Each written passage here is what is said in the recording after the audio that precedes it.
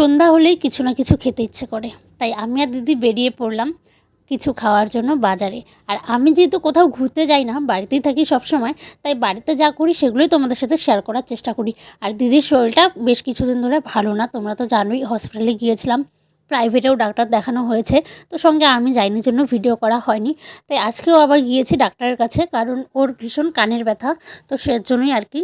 Doctor দেখানো শেষ করে চলে এসেছি চাউমিন খেতে আমি আর দিদি। ওকে আমি বলছিলাম কি খাবে, ও চাউমিন খাবে না, কারণ ওর যেহেতু ডেলিভারি হয়েছে সেজন্য ও মোমো খাবে আর আমি চাউমিন খাবো।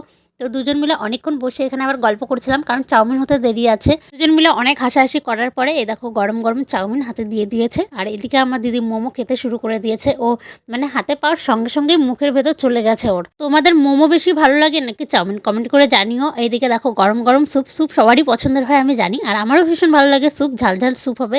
তো তারপর স্যুপ খেয়ে চলে এসেছি আমরা মুদিখানার দোকানে, এখান থেকে আমাদের কিছু জিনিস নেওয়া ছিল, সেগুলো নিয়ে তারপর দেখো আবার চলে এসেছি ভাকা খেতে, ভাকার দোকানে। বাড়িতে এসে দেখি মা লুচি বানিয়েছে আর সঙ্গে রয়েছে মটরের ডাল।